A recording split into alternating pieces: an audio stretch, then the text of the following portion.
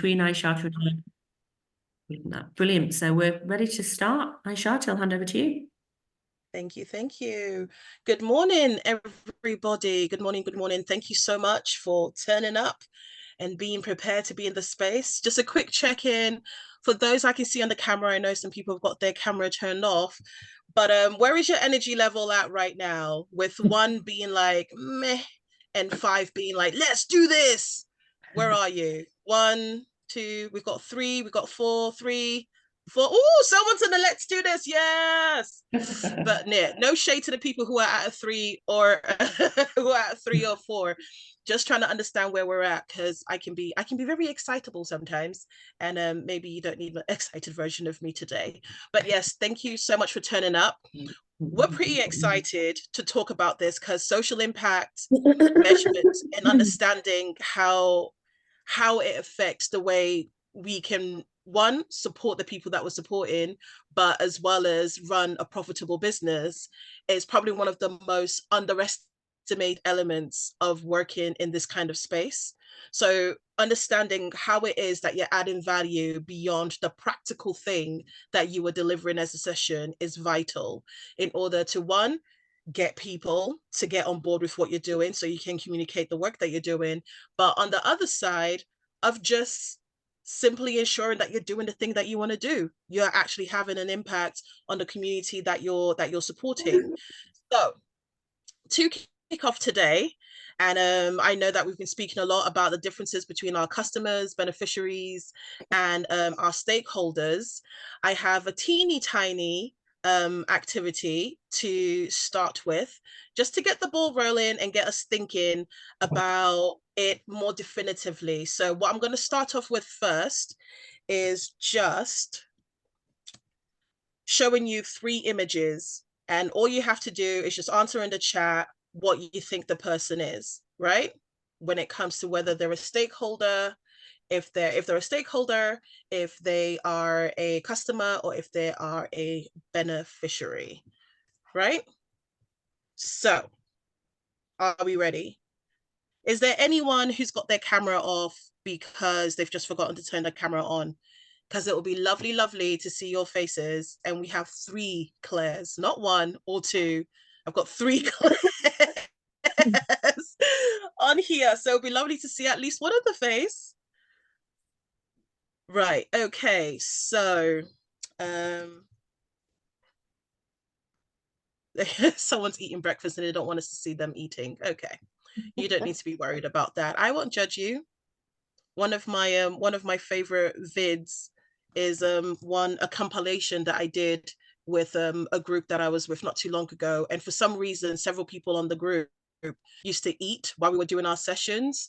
So I used to, like, undercover, and it's not GDPR friendly, actually. I did get their permission retrospectively, but I used to do screenshots anytime I caught someone eating on camera, and then I ended up with this like 3-minute long video of people just doing that on camera, which is quite a jolly thing to see. Right. Okay. So image number 1 is coming up. Ba, ba, ba, ba, ba. She said optimistic. Absolutely fine to keep your camera off. Like, there is no pressure to turn your camera on. It's just sometimes some people just need a wee nudge. But if you're not needing an actual nudge and you'd rather keep your camera off, I'd rather you were here and comfortable than uncomfortably on the camera. So my first image for you, let's see if we can share this real quick. It's come out unnecessarily small. That's annoying. Okay. What I'm going to do is this. So, share screen. I don't know if it's saying something about me that the image of this person's come up small. This is no shade to this individual. So when you think of this person and you see an image of them, can you see them? Can you see them? I'm going to try and make them a bit bigger. It's not the best photo of them. I can see your photos. So for anyone, I can see your images, I mean. For anyone who's on camera, could you just pop onto in the chat, do you think this person's a customer, a beneficiary, or a stakeholder?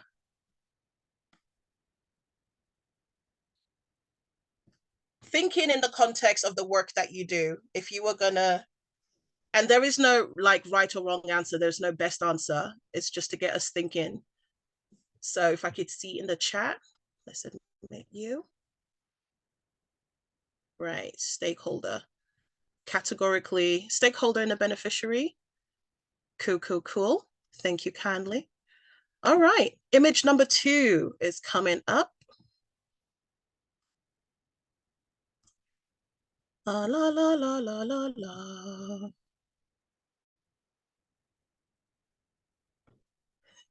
I wonder what Google thinks of me now that he sees the images that I'm searching for. Right, image number 2.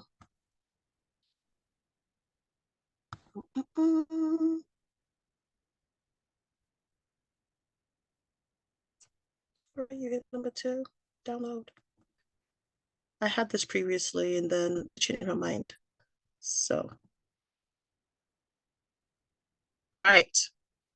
Image number 2 is coming up for you.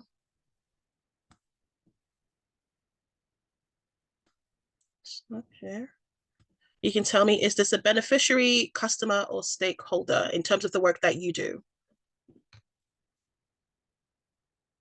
He's a beautiful baby.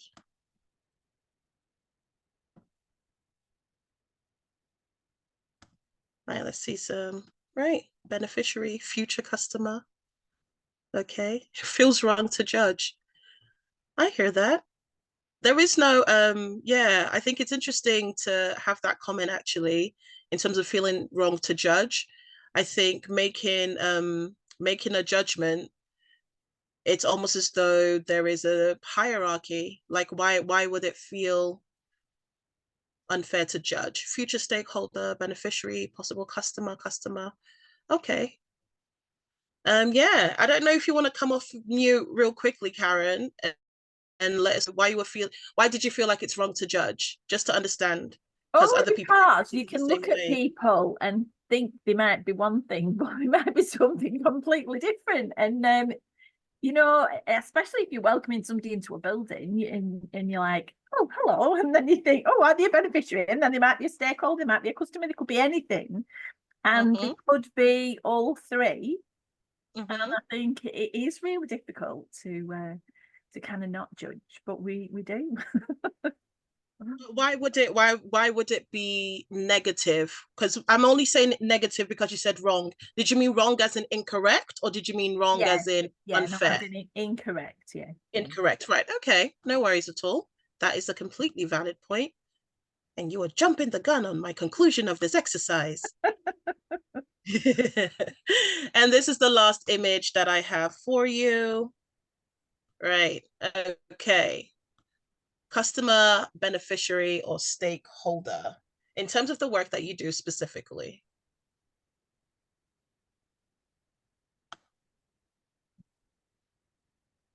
Oh, beautiful outfit. I want the whole thing.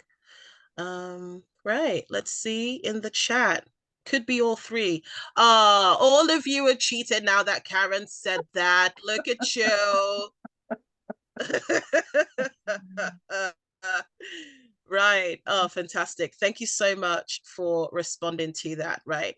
I will stop sharing that in this memento. So just a couple of comments because I got a bit of time with you to do this.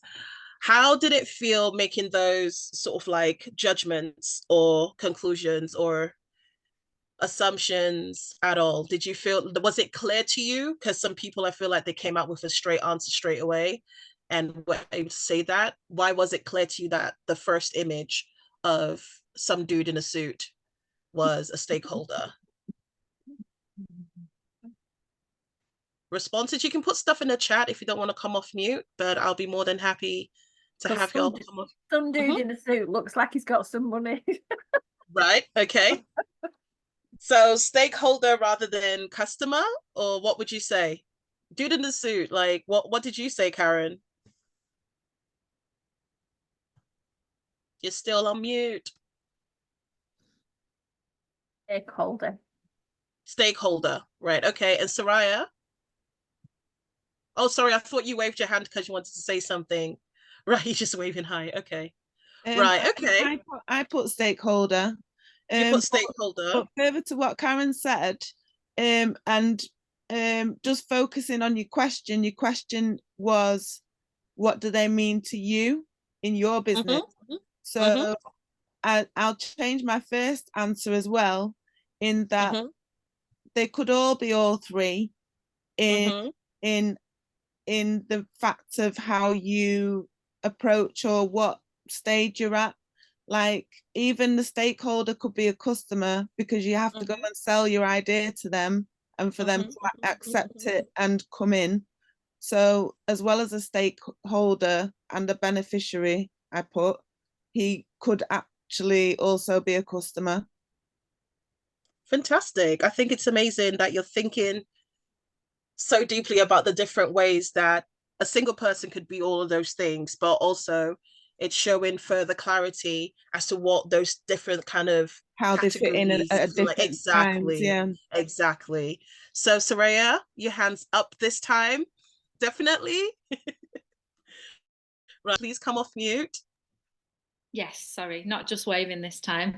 Yeah, I think for me in the past few years, what I've realised is that as much as I'm on a journey, the people that I come into contact with are on their journey. So I may meet somebody in the guise of a beneficiary, and they may be on a journey to become a business owner themselves. They may be on a journey to, of their own. And so just to be aware that you may meet again, you may meet when someone's further developed, and so to always be open to the possibility that they may become a partner, a stakeholder, and just keep that open mind towards others, and not and try to use your interaction with them to help them on their journey as much as you need them in that particular moment, or you relate to them, you see them in a certain way in that particular moment. There's an ongoing relationship. That is a great way to consider the relationships that we have with the people that we come in contact with while we're doing our work. And I also feel like something I would encourage everyone to ponder is an almost flat hierarchy when looking at this sort of system of who's the customer, who's the beneficiary, who's the stakeholder.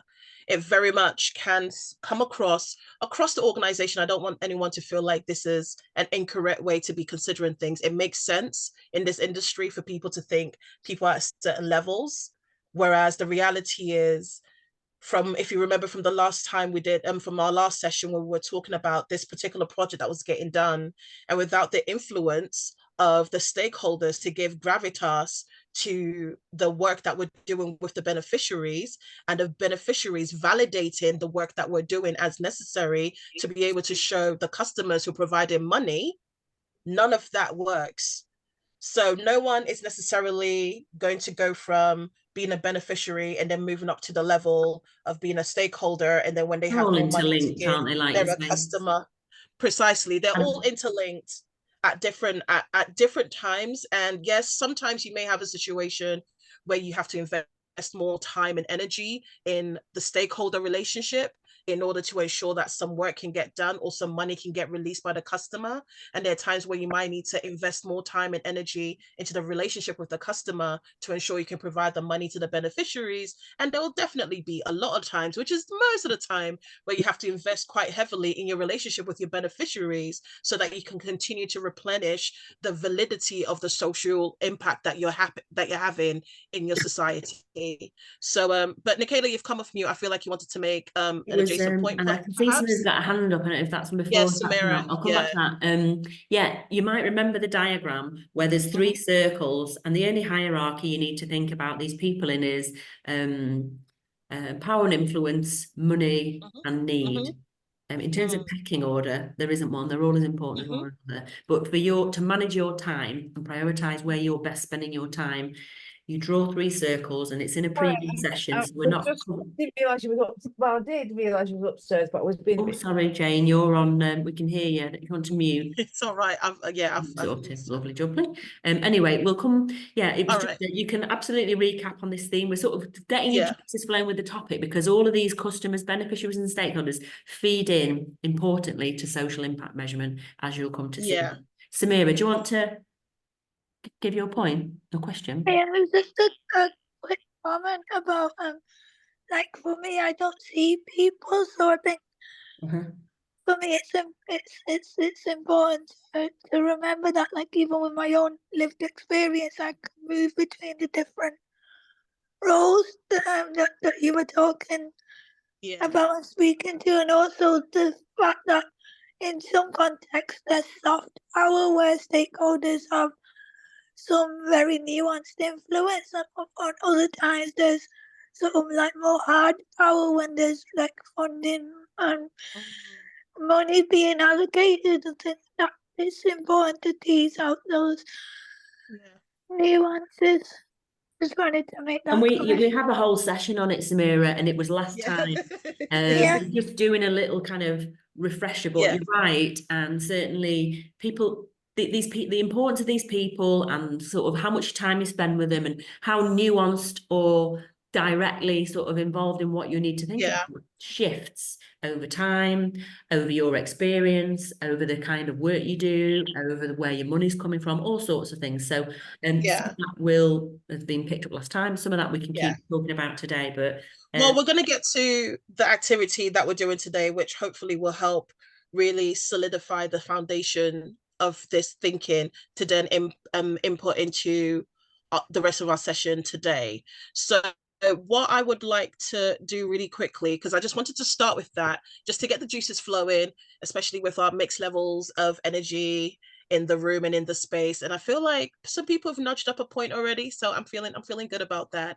But I'll quickly share what we are doing today, just so we know what to expect as we go along. and Apologies. in a moment I was going to say, Aisha, I'm happy to screen share because I've got the bulk of the stuff. All right, yeah. Is it worth me doing that?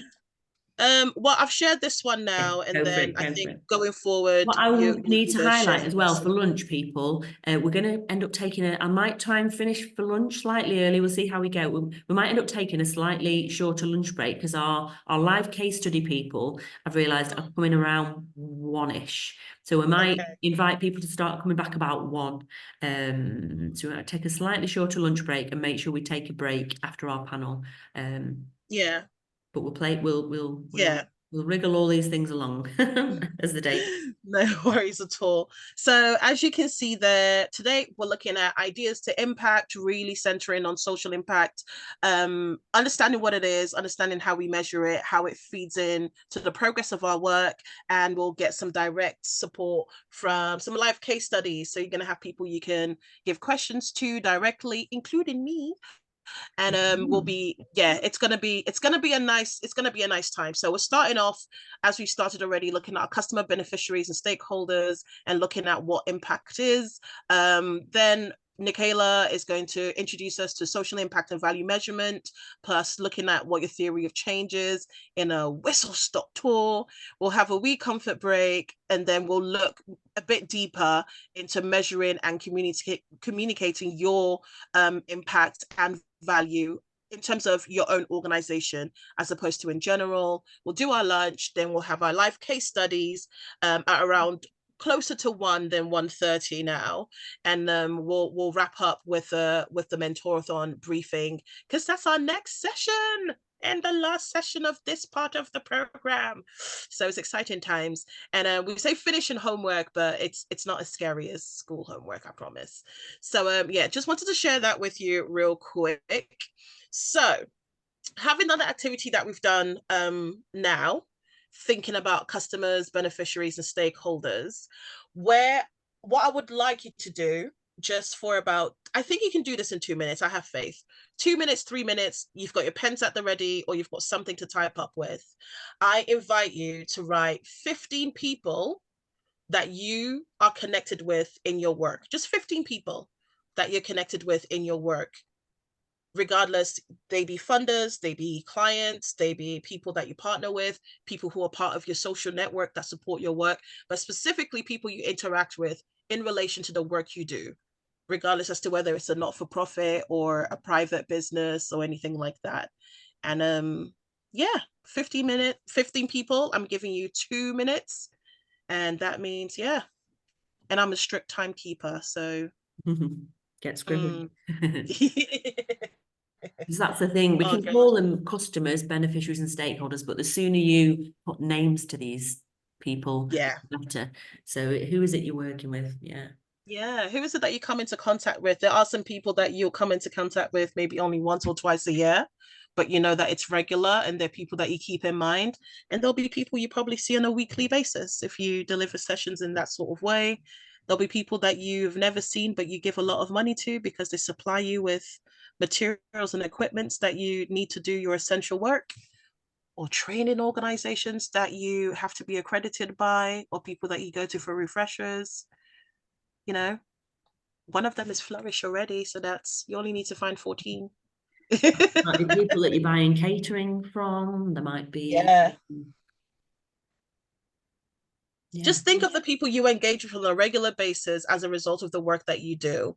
And there is literally no wrong answer. I'm pretty sure if I gave you like an hour to do an in-depth research piece as to all the people you've got emails from and you've got text messages from, or to, you'll have a very long list, but 15. And we've got about 30 seconds to go.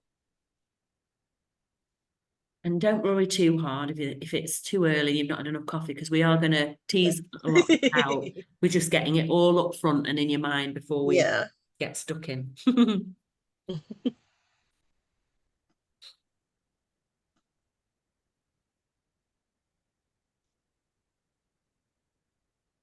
Okay. Right. So who got 5 people down? Oh, nice. Who got 7 people? 8, 9, 10. Ooh, oh, we've got some people have got 10, 11, 12, 13. Nice.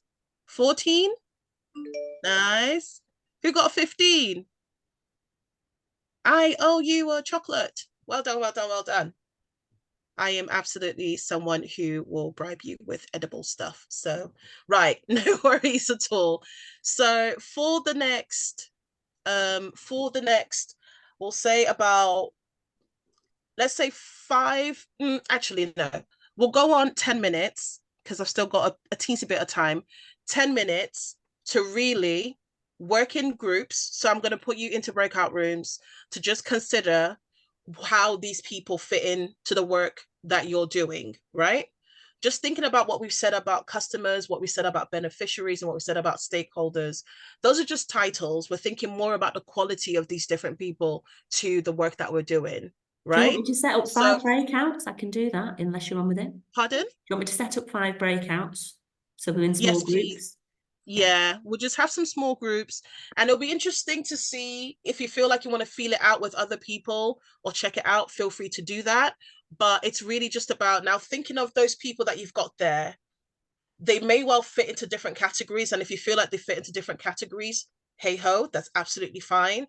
If you do feel like they lean towards one category than another one, feel free to put them in that space. But just get thinking about it, about how these different people fit into your work, and discuss within your groups and just see, compare and contrast, see if you're thinking differently. And we will see you again in about 10 minutes. I'll open up our rooms and it's just automatically assigned.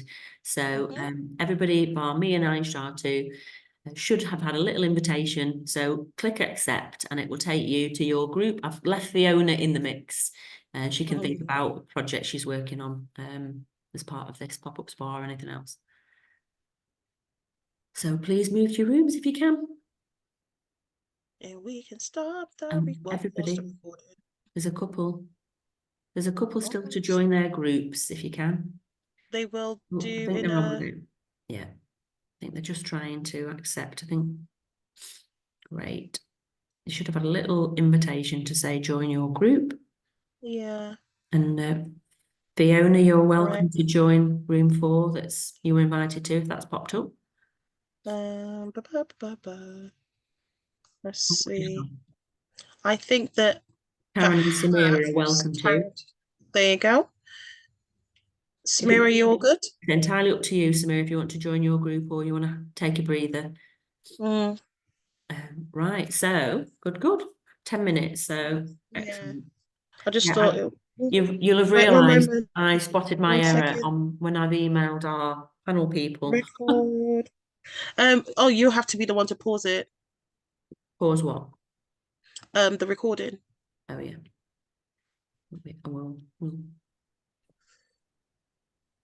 Thank you, computer lady. Right. Hello, everyone. Hello, everyone. How was that? Like, was it hard? 3 for a hard, 1 for really easy for me to do.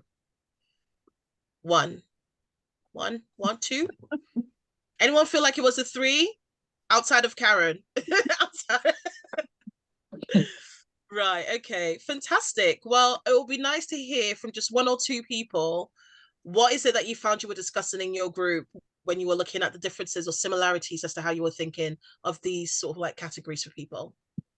Well, I don't know whether I was like off the wall, but I said I think stakeholders can be anybody that's got an interest in what you're doing. So I'm involved with Boost and Cellnet, who both get funded externally to support organisations like us, a bit like Flourish, I suppose.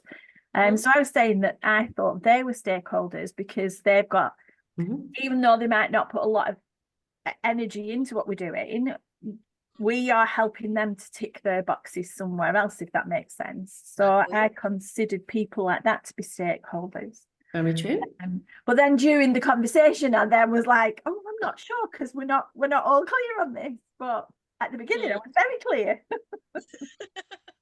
So when you say you're not sure, what is it that's making you unsure in this particular case? Only because everybody else was like, "Oh, I didn't really think that." All will be re-clarified, but you're absolutely right, Karen. And in the interest of time, I'll say let's hold some of the questions just into or the delving deeper into the session. I think what I just wanted to make a point with that is, with that, now we can have the very specific line of customers are the people who are bringing money, and it doesn't necessarily need to be money in your pocket, but it involves them having money paid to resources to come your way. So in that particular situation, just for the sake of everyone else to be thinking about this, stakeholders, even though yes, they hold a stake because you're doing your job well, means that they're doing their job well and they can feed on that way, but at the same time they're having to put resources your way, and understanding how you manage the customer sort of side of that relationship and the stakeholder side of that relationship, and recognizing that those priorities will be different, and just navigating how you're going to manage that relationship with them rather than having a thinking. But yeah, I'm going to pass over to Nicola now. Oh, well, I'm happy to take a couple more people if they've got thoughts. I was just thinking. Oh, is it? All right. Yeah, all right. Okay, no worries. Yeah, no, it's interesting to hear. Any other reflections? Karen. I got a bit more insight from Karen, because when I was thinking of stakeholders, I had it down as people that are contributing or investing within your company. I hadn't looked at it as if you're ticking a box for somebody else, that's also them being a stakeholder for you, and vice versa, that it's working both ways. I hadn't looked at it that way, but started sort of comprehending. Well, your explanation, Aisha, is where it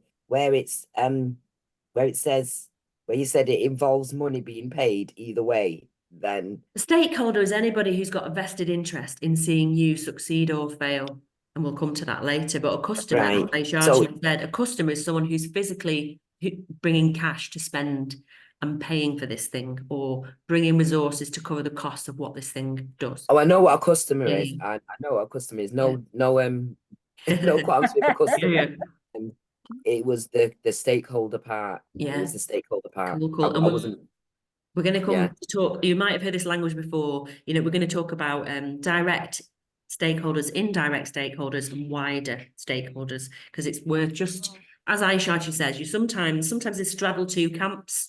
and two of those themes. Sometimes they're specifically one thing. It's just worth, it's all to do with language and networking and the kind of relationship or the split relationships that you might have with your different people, or there might be people who you hadn't realized could be customers, and vice versa. So yeah, hopefully be interesting as we come through the. We've got Karen Livesey next, and if anyone else wants to go, I think we'll have space for 2 more reflections. So if you do, please put your hand up or put a message in the comment. Hi, thank you. I'll keep it concise. I think the exercise is really good because there were obvious people that came forward, and I think then sometimes less obvious. So I think it's a good one of where your gaps were and where your emphasis. My point I wanted to make was, I did a presentation a while ago, and it was a sort of celebration, networky type presentation. And I always use opportunities to input a bit of education, a bit of awareness raising of the company. And at this event were quite a few officials, and one of them was the Deputy Mayor of Preston. And at the end, he came over and he said to me, Karen, he said, I've learned a lot this afternoon. He said, and I also think that my other colleagues, other fellow councillors need training in this area. And I thought, brilliant. And I hadn't thought of that, of sometimes the people in positions and stakeholders, whatever, have also been beneficiaries. And like this exercise, I thought, actually, sometimes we need to not assume things, but to have this really wider radar. And I have this more and more now. Good, Assuming nothing. Quite often, so, the people who are in positions of power know the least about what they're doing. Indeed. And they need a I lot am more discovering development. that. They're thrown into these roles with no training, no line management, no induction. Don't hold it against them and use it to your advantage. Yeah, absolutely. And more, you know, and what is good, you know, as a result of Flourish, by the way, can I just say the confidence that you guys have given me to question and challenge sometimes in a nice way and to go beyond the obvious is really starting to pay off, because I'm absolutely on some of this mission. Yeah, but thank you. They often need you a lot more than you need them. That's true. I don't know. Have we got anyone else who wants to share a reflection before we move on to the next section of our session today? Yes, hope you've got your thinking caps on with a whistle stop tour. Brilliant. Well, I'll plough on. There'll be plenty of time for different questions, and how we've now frame, I'm just going to reshare our slides. How we frame this next bit should hopefully do more, shall we say, to if I pop it on slideshow, it should be a bigger space for you there, and we'll get to the slides. So this is my little bit. I always sort of take it this at sort of face value, you know, social value and impact measurement is what we're looking at for the next hour or so with a bit of a break. It's a case of, you know, what is it, who cares, and why bother? Some of you will be at different stages of doing this, and we know from the you know, where you're at with your organisations, but hopefully it's a good reminder, refresher, or just clarifier. As we've heard, there's people doing this before, you can get in a tangle over bits and bobs, and it's just good. And whether you've been doing some of this or you've done none of it, it's never too early and it's never too late to start to get your head around this stuff. And we'll be looking throughout the day at, you know, simple methods to get started or improve what you're doing, and hopefully what it looks like when it's done well. So let's kick off. So I'm afraid it is a little bit chalk and talk, this part of the presentation or this part of the morning, but there's a lot to kind of get our heads around.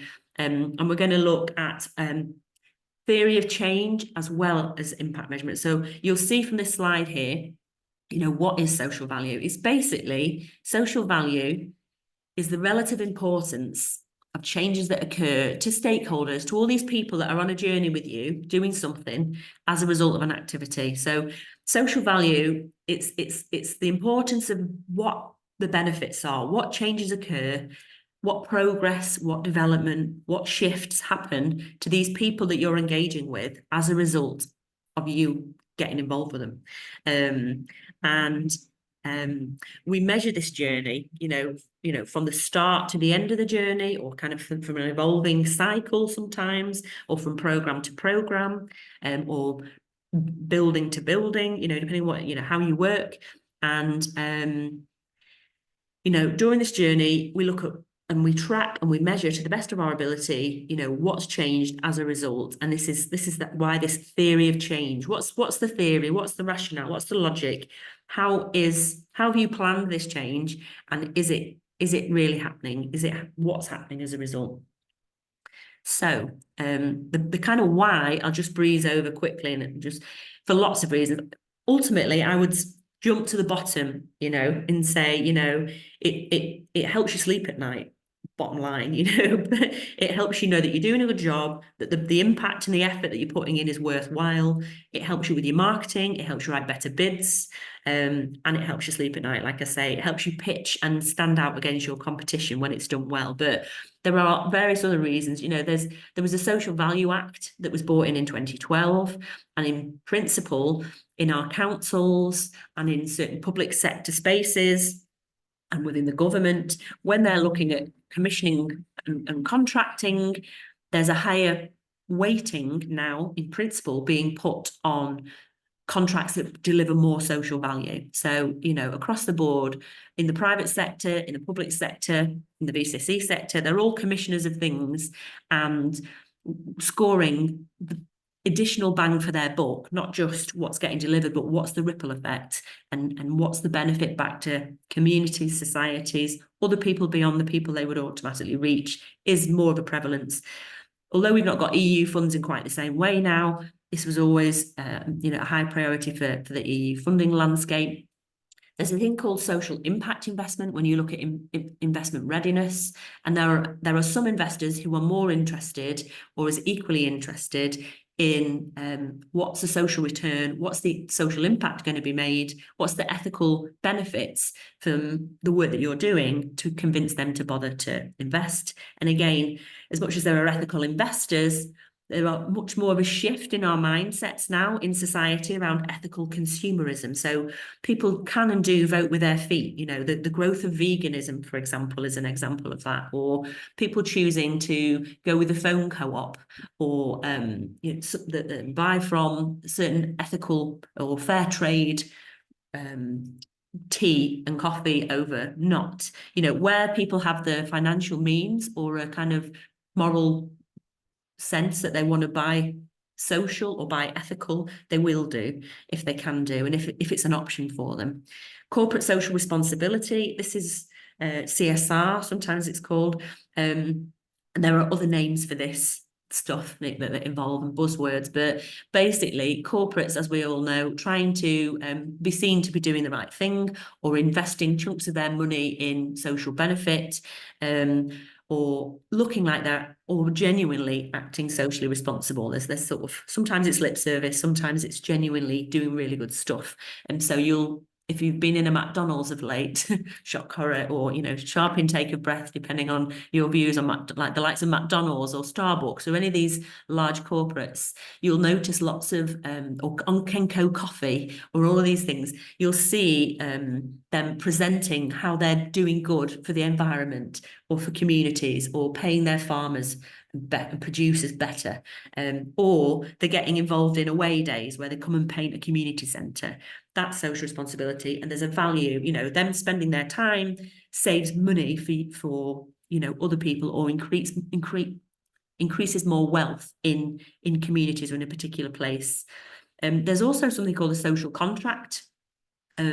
This is at the level that we tend to work more at. So what happens, a small business or a social enterprise, or people that we work with sometimes to develop their social value measurement frameworks and things and reports, they'll start to develop what their social value proposition looks like. So irrespective of legislation or policy that's out there that supports this stuff, you can set out your own stall to say, this is who we are, this is our mission and vision, and this is our social value proposition. This is the commitment that we make to society, to our community, you know, this is the value that we create. This is why we're, you know, worth spending money with over and above these, because we're doing all this good stuff and we're giving back, or we're creating more wealth in areas that wouldn't otherwise have that. So these are some of the reasons to do it. And ultimately, it's so important to create a strong track record of what you're doing. It shows the financial savings or the benefit that you're creating to the, you know, the public purse, but it also helps build trust. And as I said before, it helps you create these strategic case, or a kind of friendly tone and practical examples of how you're making genuine impact. And often the smaller organisations, grassroots organisations, can articulate that far better than the large organisations are, because you're doing it more authentically. But if you're not aware of it, you're not doing it, you're not making the time or commissioning other people to do it with you or for you, you're missing a trick, which is why we run this session. So before we even get into social value and how we measure and evaluate things, the key thing to understand is, as it said, and just jump back a few slides, you know, this theory of change. What should be changing? What are you doing? How do you know what your theory of change is?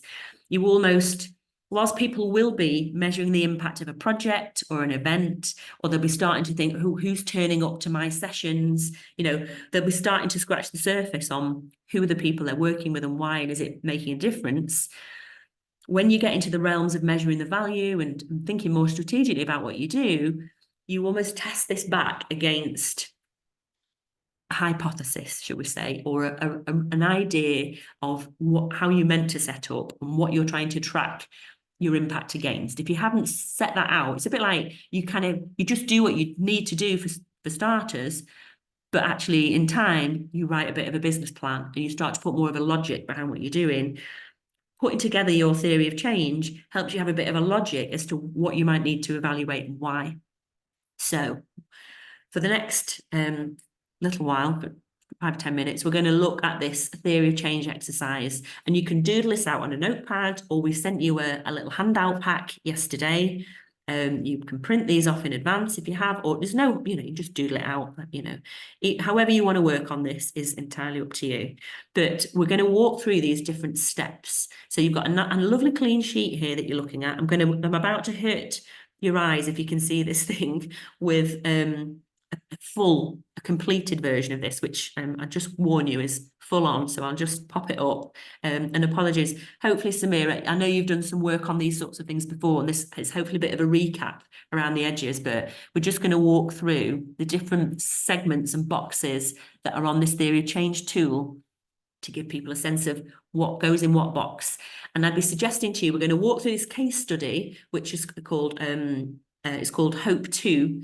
It was the organisation, but you can be thinking about this in your own terms and thinking, what's your stuff? So throughout the programme so far, we've actually been helping you fill in some of these boxes. You know, you'll come to see when you start delving into it with me. And the theory of change there's an overlap and a synergy with the business model canvas as well. The two documents kind of sit side by side for different purposes. You know, a business model canvas helps you understand the elements of your business and different aspects of it to be able to communicate what you're doing and why, spot where the gaps are, and help you write your sort of business planning and strategy for the future. Your theory of change includes elements of that, but it helps you think about the bigger picture and think about more about the results and the impact that you're having. So let's get started with this. So with Hope 2, they're an organisation. They were set up by a guy who'd got an education background, clinical psychologist, and was seeing a need to get good quality counselling support, mental health support to the needs of people in a much more accessible way, was kind of, I guess, some of the premise. I know he had very good networks and he was thinking, what can we do? How can we improve people's mental health and what needs to happen? And the academic perspective is one thing, because he's an academic at Coventry University, but actually the real world is a different picture. And what happened over time is they developed peer learning networks, and as you'll see when we walk through this, to help bring mental health support to life in a much more accessible way. So Hope 2, their mission, and you might now have your mission because you've worked through it with some of the other sessions, their mission was to be the UK's leading self-management care provider. That's what they said they wanted to do.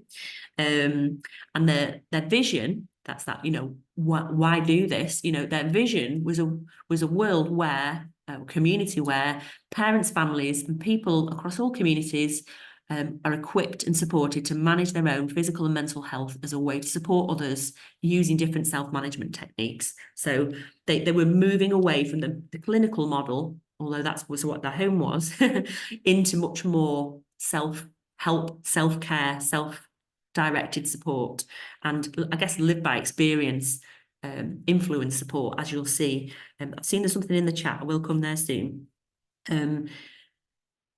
we then start to get into these things like, well, so you know what your mission is, you've got an idea of what your mission is, you know what the bigger picture is that you're trying to get to. So that's your, that's the goal, that's what you're trying to change. But how are you actually going to create this change over time?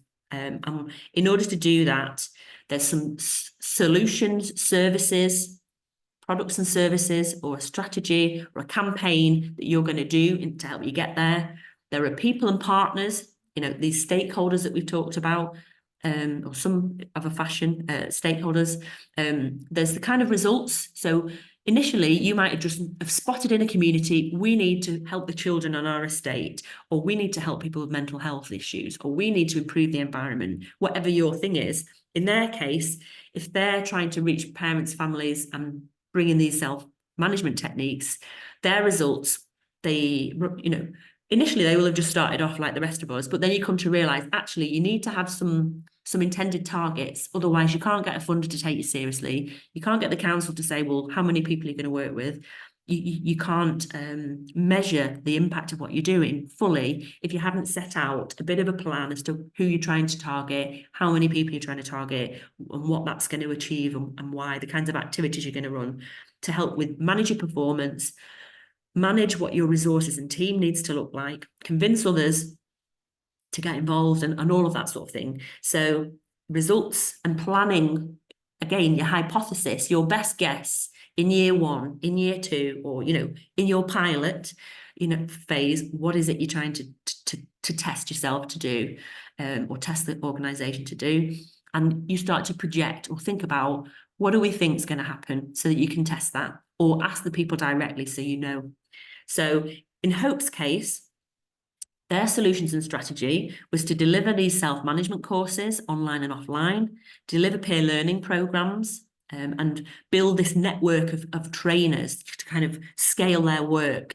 They wanted to develop this network of thematic champions to raise awareness and promote impact.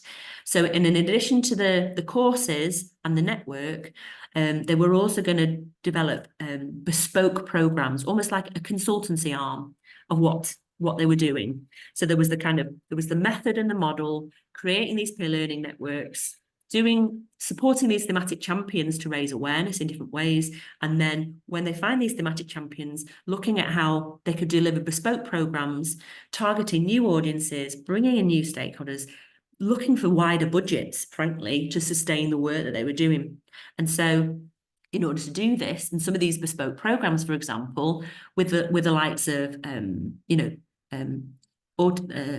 Autism Society and groups, the MS Society, Macmillan, I won't read all this out, but they started off working with families of children with additional needs, was where they started. But once they realised the model, they then realised actually the building blocks, the jigsaw of what we've created here, it works for our families of children with autism and other neurodiverse needs, but actually it can also work with people with MS. It could also work with people affected by cancer. It could also work with people affected by HIV. And so they were able to roll out their model much more broadly and improve the mental and physical health of people using self-management techniques across a broader spectrum of areas. So, that's how they grew. And then in addition, on this list, the University of Coventry were a partner because they were sort of backing some of the work, doing some of the research. NHS England became a partner because they were funding some of the work. Because this work sits in health and mental health, clinical commissioning groups and GPs were important partners, as were, IT companies and many other people. There's just a few there. In terms of the results, and I'm sorry, this is quite a big case study, but hopefully you're following me here. The results, these are just some examples. So they knew they needed to come up with, so many people per year would be undertaking their programs. So those are the direct beneficiaries, bums on seats on their programs, they're going to work with, 300 people a year or whatever it is, in your case, how many people are you looking to work with? Do you know what I mean? So it's like, what are your products and services? What are you offering as a solution to get to this better world or this vision of the future? Who are the partners, like we just talked about, or the people who need to be involved? what are the kinds of results that you're looking to achieve? And in these cases, like I say, you could be thinking of your own and jotting your own down in terms of what you're actually doing. But in their case, numbers of people who attend is clearly a particular type of result. They were looking at training trainers and certain people. So yeah, the number of new trainers and the capacity that they've built, and those people supported through the year through the Learning Hub, and who'd interacted and engaged with certain tools and resources through this Learning Hub was something they could track.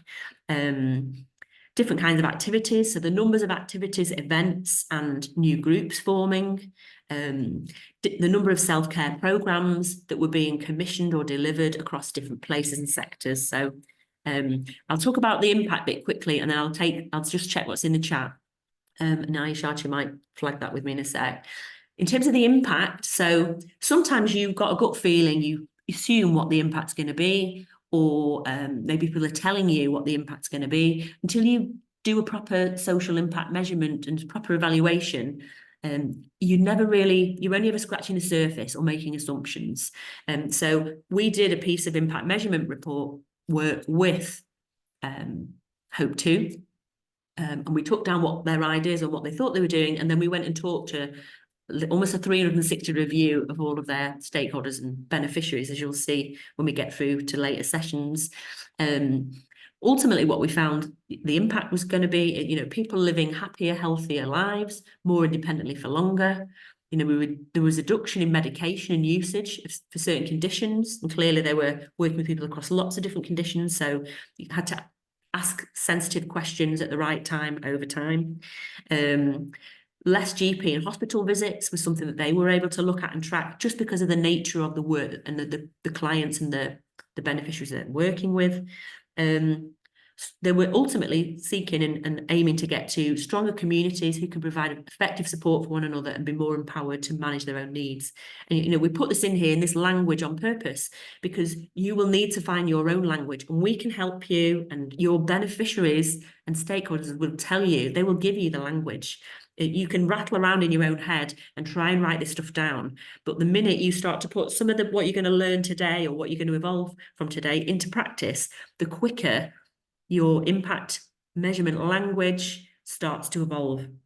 Or it either starts to echo what you already assumed, or tell you something different, or spot new gaps, or spot new other ways that you're creating an impact that you hadn't even dreamt of at the start. So I'm going to pause there because I can see there've been bits in the chat. I'm just going to check that, my little monologue. Messages, I'm just going to try and get down. There's only there's one question from Soraya about the time frame of this strategy. I think it might be worth Soraya just coming off mute really quickly to just say, it's a bigger picture piece of work. It's something you write down and do. So it's something you do it as a fag packet, a bit like your 2-sentence business plan. Do it as a quick fag packet exercise to get down what you know. You can write down what you know today, over the next week, but then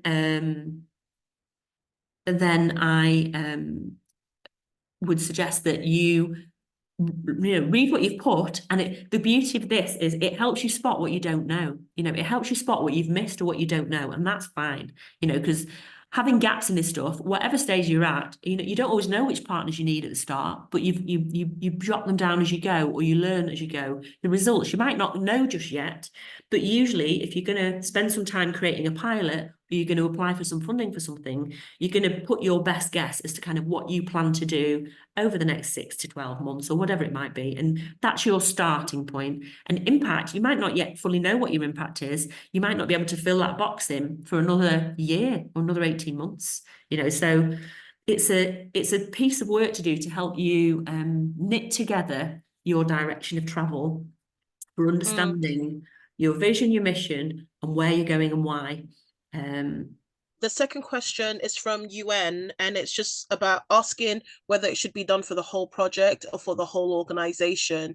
And I think it's this is something that is an overarching strategy. Just to answer UN's question, it's an overarching strategy for all the work you do. It doesn't speak specifically about every single project, it's not to be done for each project, because if you look at the first box where it says solutions, services and strategy, that's where your different projects or your different line of business or your different things that you're doing to enact your theory of change would go. So that's the quick answer to that. For your entire organization strategy, and your different projects will go in that first box, looking at the type of solution, services or strategy that you're going with.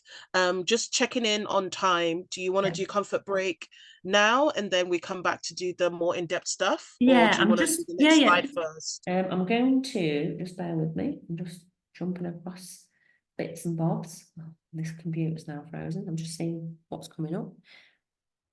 So It's the last.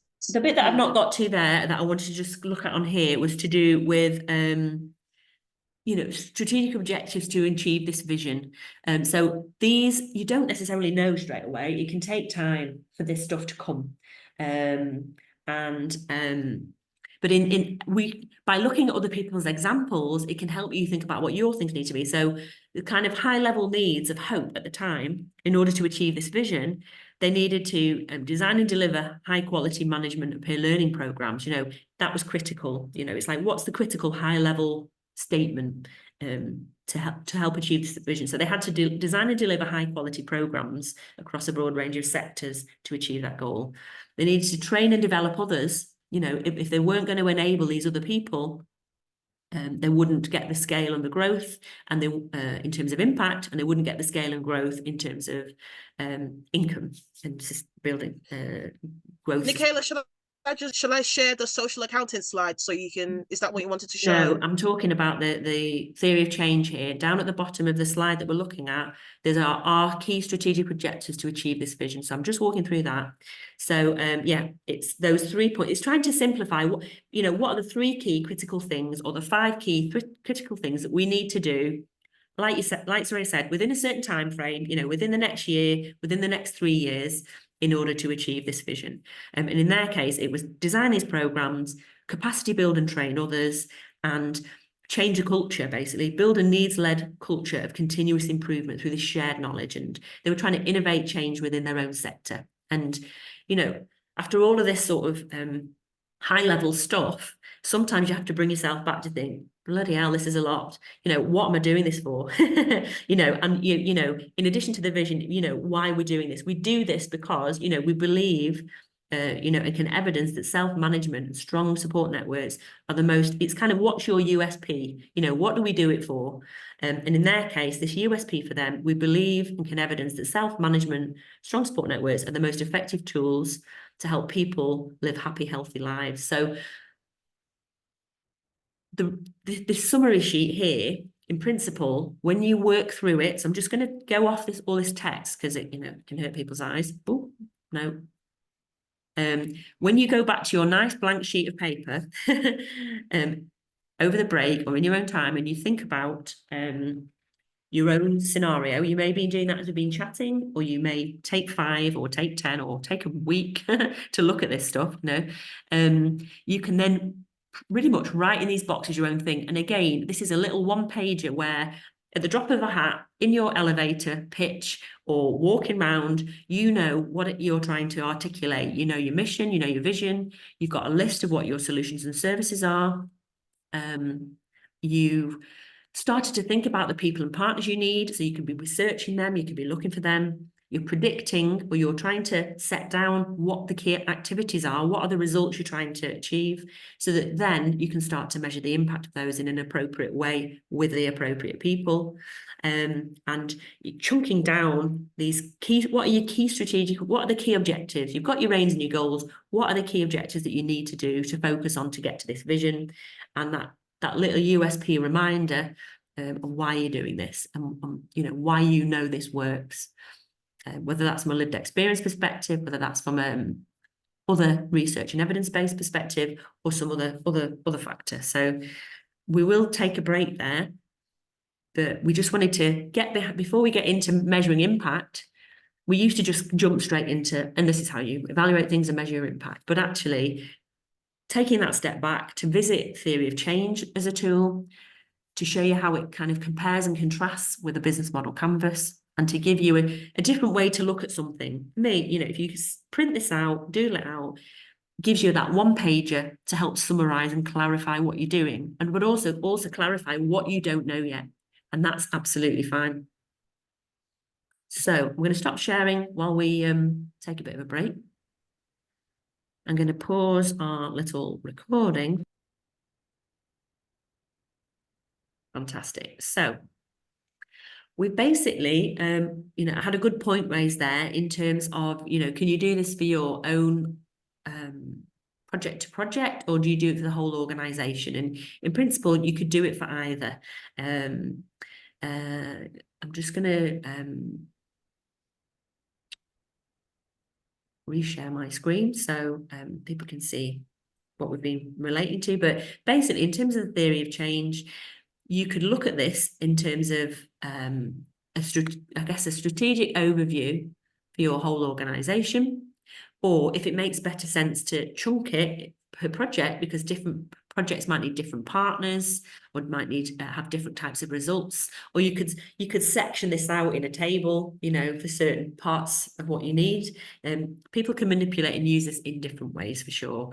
And when thinking about Flourish Together, our organisation, you know, we'd have a particular theory of change and the kinds of activities and results and impact we expect with our programmes, compared to what our Flourish hubs, our newly evolving kind of social enterprise office and workspace centres.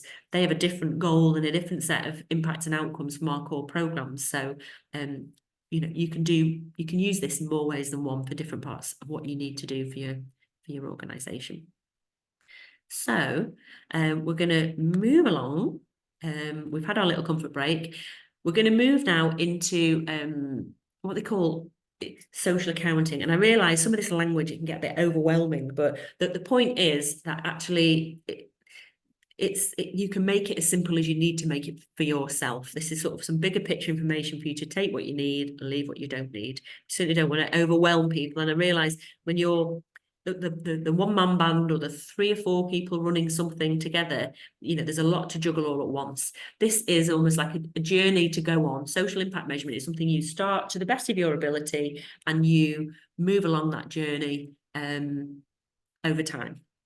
And so taking what you can do at an appropriate time, but you know, your capacity, your budget, you know, and your needs and your wider stakeholders' needs, really, and your funders' needs, things shift over time. Are you? Hi. And so yeah, social accounting is a method to manage the change across these stakeholders' journeys. So different people, we talked about stakeholders first thing, different kinds of stakeholders are coming into contact with you all the time, and you're benefiting different kinds of people in lots of different kind of ways. And there's methods or plans to put in place to record and gain the evidence of this change so that you can show, you know, all the impact that's happening as a result of the effort, paid or unpaid, resourced or unresourced, to get you where you need to be. And then you find different ways to report and communicate this change to different kinds of audiences. You know, this is what, you know, why we do this stuff. There's all sorts of social accounting methods and ways of putting these reports together, but you might have heard of something called an annual report. Is something that a lot of people might have heard of. Different, even a school, you know, produces an annual report, or you know, different groups, different businesses produce annual reports.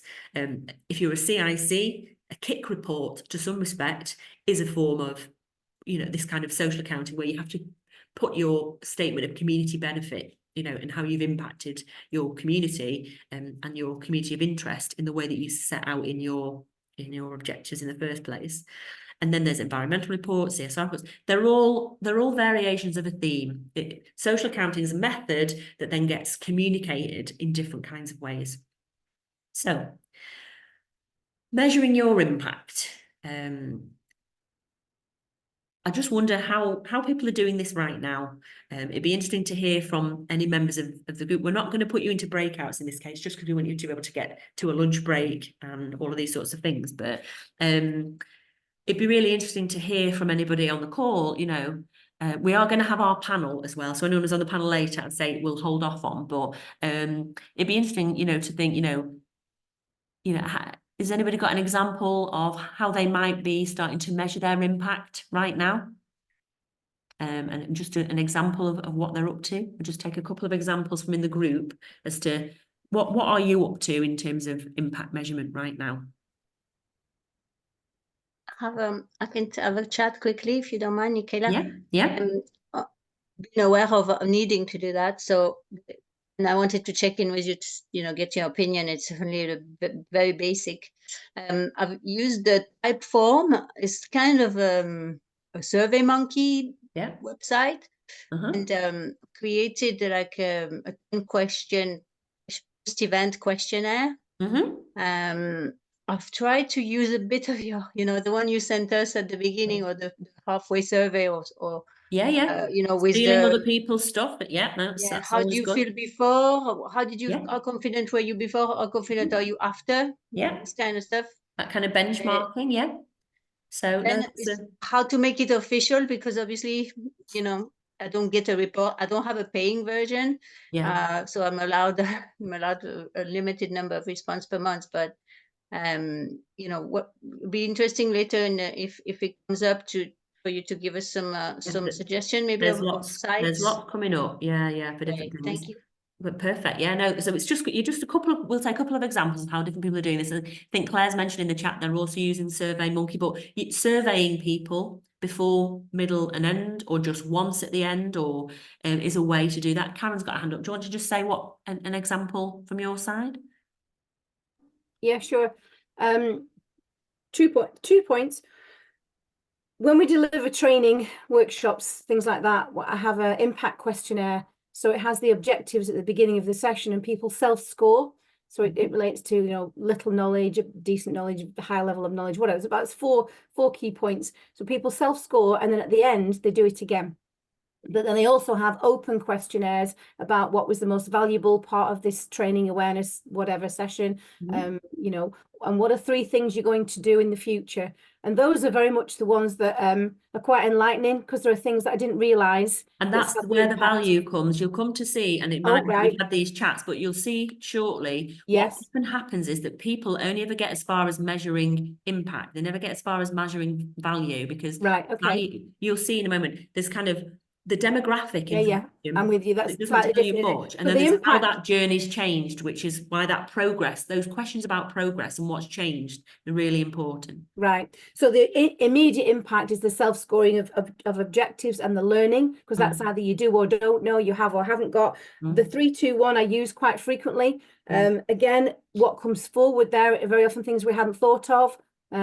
Somebody's going to change the safeguarding policy, somebody's aware of something, whatever. The impact sometimes can be personal and professional levels, and it's quite interesting. And guest speakers, where we have had guest speakers that come to one of our big events from the diverse areas that we've worked. And again, for me, the enlightened moments of, I didn't realise the impact we'd had, and this ripple effect through at an organisational level and personal level, and impact on some of our more victim sort of young people and adults. And it was did that help you sleep at night? Did that help me sleep at night? Yeah, that know that you're doing a good job, that the goals that you've got are reaching even more of a ripple effect than you thought you were going to have. I mean, don't get me wrong, I know you're dealing with very difficult topics. And it's sometimes I know what I want to achieve, but then when something happens that you didn't realise, the impact is huge. We were at UCLan Health Miller a few months ago, and a woman came over to me and she said, Karen, she said, of course I'm going to volunteer for you. She said, of course I am, because of the guest speakers event that you did a few months ago. She said, and hearing this woman with impact lived experiences affected my life. She said, you have no idea of how you have changed my life from that one evening. Wow, I had no idea. She said, you have completely changed my life. And until that moment, I hadn't got any of that. But she'd come to an event, heard a guest speaker, networked with us. That wasn't a survey, was it? That was that was her coming. Surveys only capture so much. Absolutely. Yeah. Well, I'm going to come to Samira because I think she's got a hand up. So I'm going to invite Samira back, if I may. I'm moving towards doing a mixture of sort of like longitudinal interviews with people that I've worked over a long time to try and capture especially stuff that I've done with universities, communities, linked to that work, and then also like shorter sort of factoring of in like when I have different encounters with people and the impact that those encounters have, because I think it's really important to Absolutely. And document it, because I might meet somebody and guide them across the road, but that's someone might have never done that. exactly, it's that there's so many different kinds of impacts that people are making that, you know, we'll come to see as we roll through this. There's all sorts of different methods that you can use, creative methods, regular methods, methods being done by independent parties to have an impartiality about them. So we'll come back to some of these things. I'm going to take one more point from Claire, and then we're going to roll on with our stuff. So Claire, I think at Repair Cafe Wigan. Cafe. Hiya. Hiya.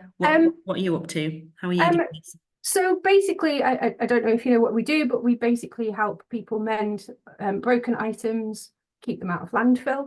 So I think some of our kind of impact measuring is a bit different to most people's, but we've been keeping tallies of obviously the number of people that we see at each event, the number of items that we see and we mend and what they are, how many volunteer hours we use. Exactly. Yeah. And then we also give a feedback form. Brilliant. And kind of what that helps us do is, particularly with the items, we're able to kind of feed that into a worldwide database. And that gives us numbers of materials that we've saved, carbon offset, how much money we might have saved the beneficiaries over a certain period of time. Yeah. So it's kind of based on. So you are genuinely getting into the realms of value. Yes, which is yeah, great. it's very much like the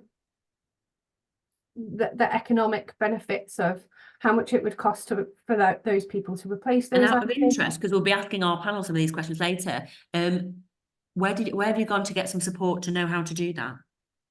So when we first set up, I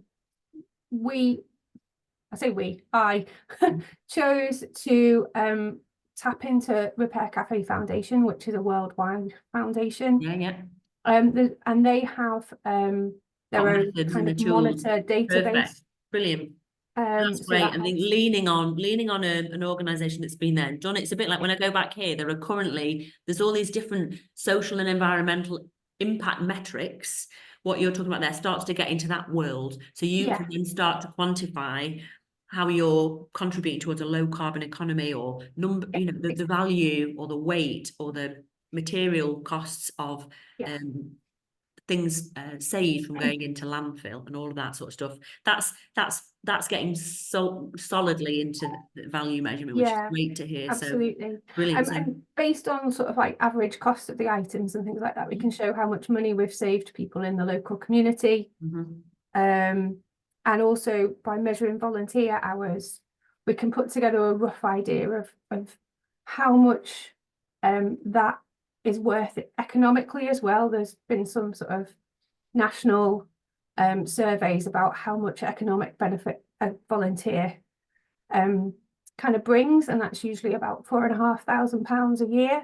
Excellent. So it's great that we've taken a couple of examples here. I know I've not put you in groups to talk about this. I thought it's good for everybody to hear the different varieties, and there's no right or wrong way, and everybody's at a different stage of doing it because you're all at different stages within your organisation. And some of you have got, will have a national body or an agency or someone or a network that's been there and done it that can guide you, like Claire has, and others of you won't, which is why we run these sorts of sessions. But certainly what we're going to get into before we take a lunch break about 12 is getting into the realms of how to get this done well and walk you through the building blocks of some of this stuff and the different kinds of methods and all of that. Joe's got a hand up, so I'm just going to take this quick question before we move on to the next bit.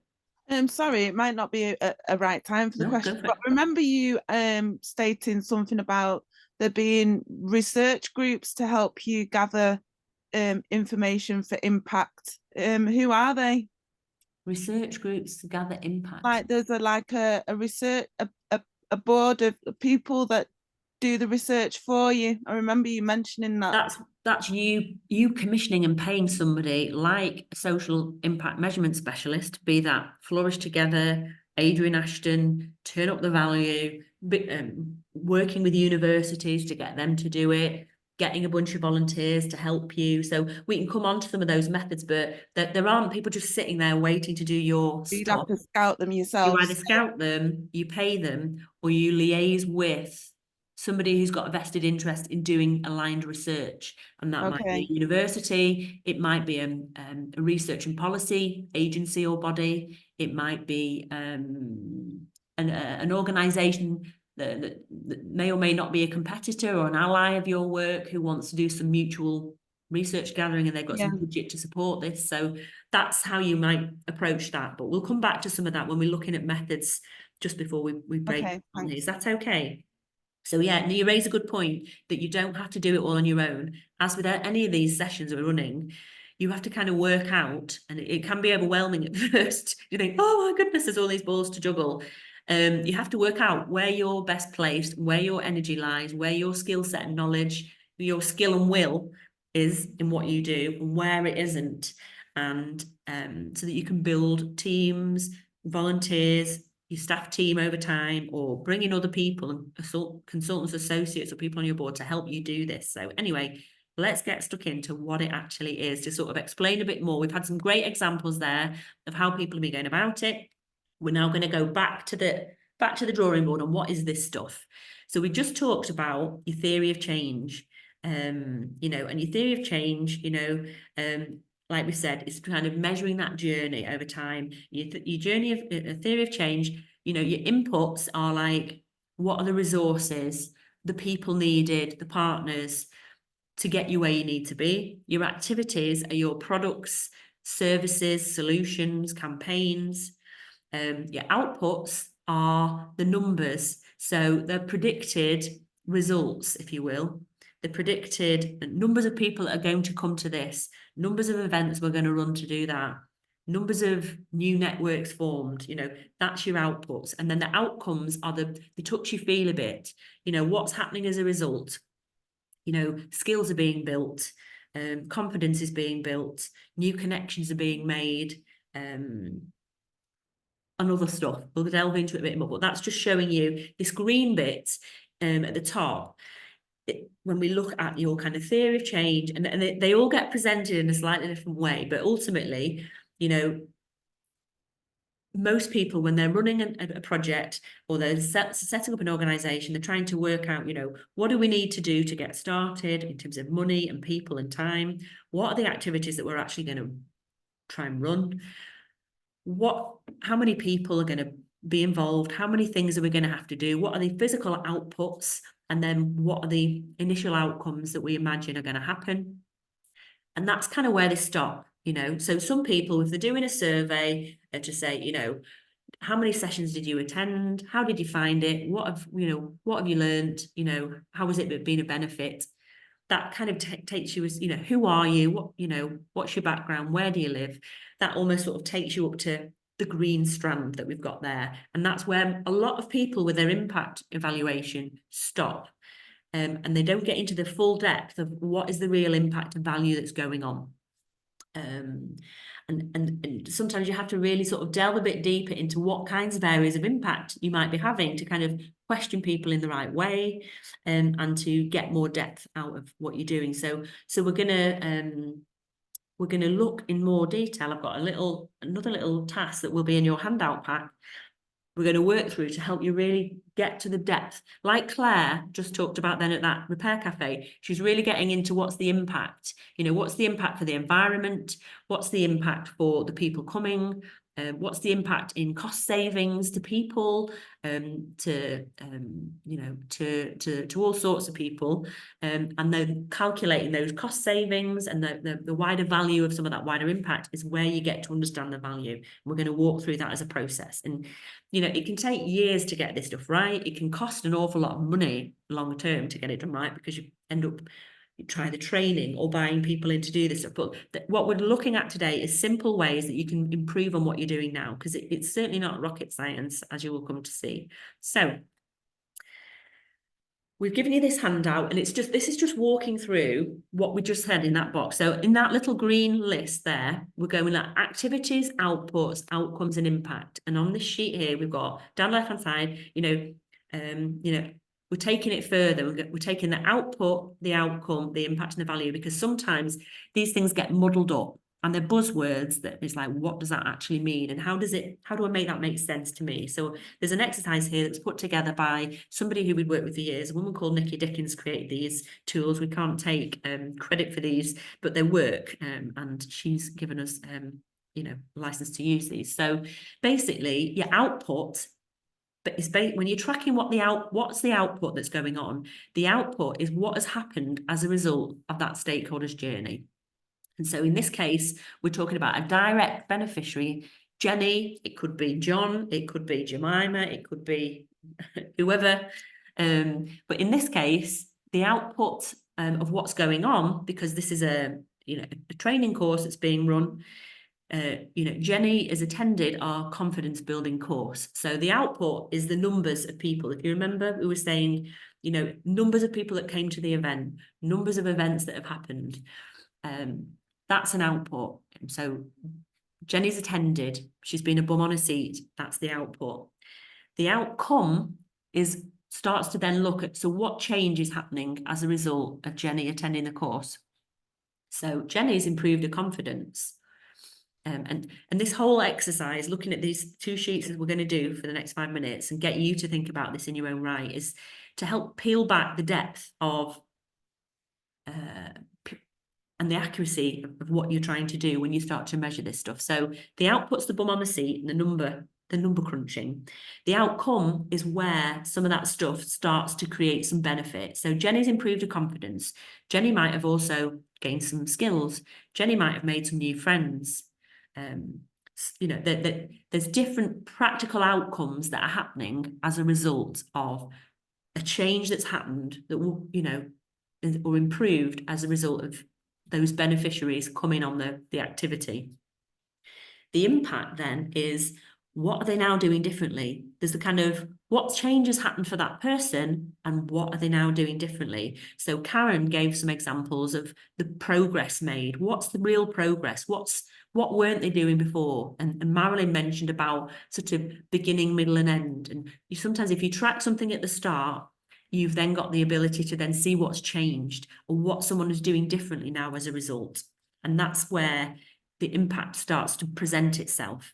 You down to you and potentially other people and other agencies and other stuff that's going on. You can never say, oh, this was all down to me, this was all down to our organisation, but you can explain how you've contributed to this impact. So the impact is, what is this person doing differently as a result? And in that improvement, Jenny's now got a job off of the back of this, yeah. And like we said before, Jenny might have made friends. Jenny might now be, leaving the house more. Jenny might be having improved relationships with other people. Impact can look like lots of different things. Another outcome might be, Jenny has improved her communication skills. So what's the impact of that? As a result of Jenny improving her communication skills, she is now able to, secure that job because she can write a better CV, or she's able to, like we said, have better communication with whatever people in the workplace, her family at home, the school that her children attend. So it's just peeling back the layers of the onion to think, what's the depth of impact that's happening here for these individuals that we're working with? And then the bit where the value kicks in is, who is this of value to, and what is it that's of value? Yeah. And so before I jump into this, I'll just go back to the example Claire gave. So Claire, the repair cafe, they've got people coming to their repair cafe, so they turn up and they bring their items. As a result of coming, and Claire will have oodles of data on this, no doubt, because she's tracking it well by the sounds of it. As a result of coming, they might be improving their social skills. They might be making new friends. They might be, I'm not suggesting this is the case, but, they might be having access to a free drink or some healthy food, or, there might be other impacts that are happening that they wouldn't otherwise get on a Saturday morning as a result of coming to this session. in addition, you know, or they're getting an item fixed, you know, that the Hoover's been fixed, the laptop's been fixed, the this, the that, the something else has been fixed, you know, so as a result, you know, X number of pieces of equipment have now A, been fixed, and B, been saved from landfill. You know, but then so what? Always ask yourself, what's so what? And that takes you another level deeper into the questioning. So what? So as a result of these items being fixed, somebody can now clean the house better, and it might save their kids who are normally suffering from asthma, you know, not being, you know, surrounded by all this dust. You know, that's one example. You know, it's like a hypothesis you'd have to test. And again, I'm giving you some random examples because these things do happen. You know, two people might have met at Claire's session and they're now going out on a date, and they've now got a new relationship in their life. You know, it's tracking these other things that happen that you don't expect to happen. It might be that as a result of this computer now being fixed, somebody's now able to go and do a course and get an education. These are the sorts of stories that your feedback will start to tell you, your case studies will start to tell you. And so what you're doing is of different kinds of value for different people. For some, in Claire's case, it's about getting that item fixed. For others, it's about coming to a trusted place where they know they can try and save some money and meet new people. You know, for others, you know, there'll be another reason. And until you really start to ask people, you know, why are you coming? How did you come across this? How are you benefiting? You know, what are you enjoying most? What are the highlights for you about being here? You have to kind of tailor the language differently, as you'll see. Until you ask these questions, it's just guesswork, or it's what you imagine rather than the reality. So we talked a little bit about the value of Claire's stuff there. She can no doubt come back and tell us her own thoughts. But in terms of the value for Jenny, if we come back to Jenny, who we're talking about here, Jenny's been on this confidence course. It's built the confidence. It's definitely improved it. She's now, because of this improved confidence, gone on to secure a job as a result. This is now of benefit to different stakeholders and to different people. And we're just going to look what that means and delve deeper, yeah, and think about how that's of financial value as well. So when we talked to you earlier about stakeholders, who are the stakeholders in your organisation? This confidence building organisation have got Jenny as a direct stakeholder. They've also got indirect stakeholders and beneficiaries in the family and the employers of Jenny, and their wider stakeholders might be people at a government or a you know, public sector level. And we'll come back to that, but it's just presenting that as an example. So Jenny, as a result of this is a real value to Jenny because she now has self-worth. She's got more money available because she's got this job. She can pay off her debts, improve her mental health, perhaps, afford to feed a family, go on a holiday, who knows, you know, but there's a tangible value for Jenny in terms of, you know, economic empowerment, increased financial ability and mobility within her own family, and a saving for her that she can see, and new freedoms, I guess. Indirectly, you know, her family's benefiting as a result of Jenny's increased health and well-being. This new employer, or the employer's benefiting from her new skills, and that's, you know, gotten them, you know, saving them time, money, helping them grow and develop and expand their work. And the other thing that people forget is the local benefit. So from different projects that are running, you know, as a result, people coming to your sessions, whether you're out of your own space, somebody else's space or otherwise, you're creating footfall, you're creating interactions and ripple effects beyond your imagination that are happening by proxy as a result of what you're doing. So Jenny's spending more money in local shops because she's now got the money to do it. That's why I mentioned the date example. Although I said it, you know, Claire's place, two people might meet across a crowded room, who knows, get together. They're then going out to a local restaurant to spend some money that wouldn't have otherwise been spent. And I mentioned this because that happened. That was a literal case on another project that I worked on previously, where somebody who was a veteran, who'd never been out in years, not had relationships and things, you know, was now in a relationship and was now interacting and being part of life and spending money and doing things in ways they hadn't before. And there's so many different layers to the kind of value that you create, that spotting these patterns and looking for things that are relevant to your organisation to track the measurement of is helpful. So there's the direct benefit for Jenny, as we've said. There's the indirect people that benefit: family, employers, local shops and amenities, local economic benefit, and then the wider benefit from more, I guess, statutory or government potentially or benefit saving related themes. So the government's benefits, it says here, you know, the public purse isn't paying out the same level of welfare benefits that it was and getting those increased tax payments. Jenny's school is benefiting because, you know, her children are happier at school. Jenny might now be able to afford to pay for certain school trips or not be on certain things that she might have been on before to help assist with what she needed to do. And as we said, local money is being spent. Realistically, for yourselves, you've got your own stories to find out and your own impact to capture. And it's a case of thinking through. I'm just going to jump back a slide. You can probably, you know, sit and have a think. If you took one of your activities, an event, a program, something that you've been running, you know, what, and imagine, do you remember we did the personas session about the people, who are the personas, who are the characters in you're interacting with? You know, if you take one of those people in mind and think, right, what's happened as a result of this person coming, you know, what output was it? They turned up to this event, or they turned up to this training course, or they came to a repair cafe, or they took part in a peer support group. You know, what changes happened as a result? So you can jot down, you know, what likely change has happened. If you haven't measured this stuff yet, you can, you know, what likely change is happening. You know, they're building confidence, they're building skills, they're meeting new people, they're socializing in new ways. You know, they're eating a healthy meal. They're spending time with their children, which they wouldn't otherwise do. You know, you're all doing different things. And they're coming to see a play or a concert, or getting, you know, some cultural experience that they wouldn't otherwise get. What's the impact of this?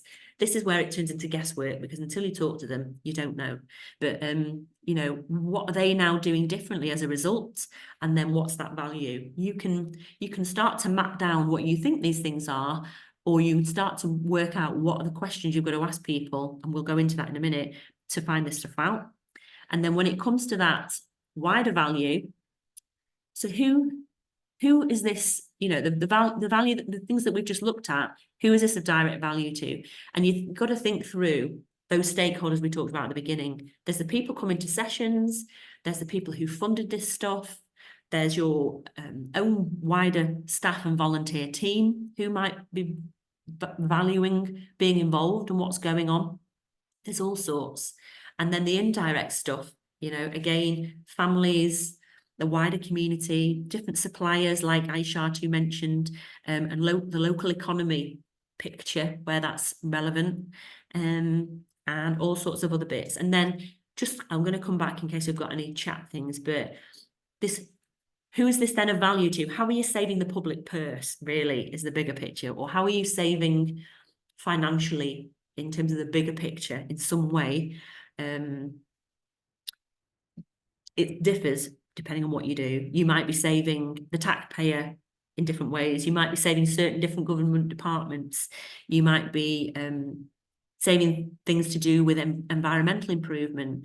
You might be reducing the cost and the reliance that people might have on certain types of services, interventions, drugs and rehab sort of support.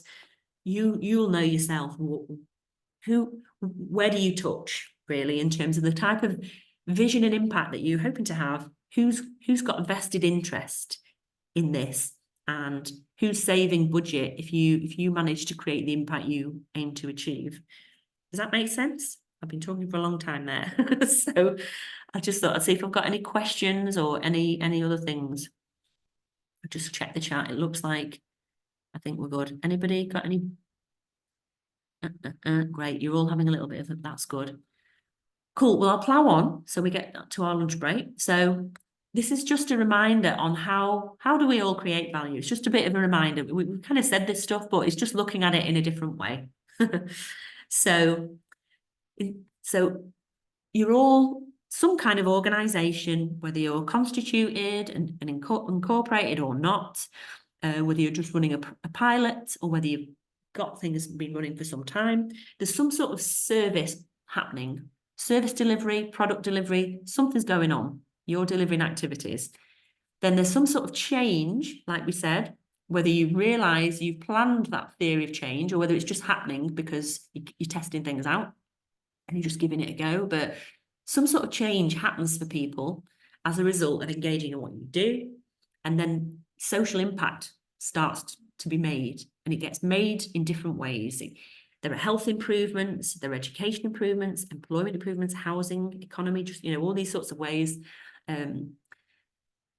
Different people's lives or different types of sectors are benefiting as a result of what you do. And then the kinds of social value created happens in different ways, as we've heard. Some of it's non-financial, some of it's about health and well-being and gaining skills and building confidence. Some of it's about local economic impact, and some of it's about financial impact. And so we put this all out there just in case it helps you broaden your horizons on the type of impact you think you're making. I don't doubt that you have a good sense of what your non-financial impact is. You'll all know the kinds of people who are coming to your stuff or who you want to work with in future, and the kind of benefits that they're seeing and feeling and experiencing as a result of coming to what you do. And that's the non-financial stuff. But then how is the wider local area or other local organisations or other local people or their families benefiting as a result? And then what's like we were saying before, Claire's starting to go to the point of starting to measure the financial value of that. And so we just share that with you, and hopefully that's helpful to get you to sort of think through the, you know, your own sort of where you're at in thinking about measuring this stuff. So I'm just going to sort of recap partly what we said there, and just, so social value methods, linking back to what we've just said, if you're going to track the financial money, follow the pound, what's the public purse saving, what are the cash savings or benefits as a result of what you're doing. One of the methods of looking at that, and it's quite a costly and expensive method, is social return on investment. There are spreadsheets out there and there's data being done, and there are expensive consultants that you can pay to do social return on investment reports, and that will tell you for every pound invested or spent in our organisation, we achieve whatever 4, 7, 10 pounds of benefit as a result. You know, and there's certain methods, and we're trained in that as well to do this stuff. But it's, you know, as I'll say, there's not necessarily one size that fits all, in my view.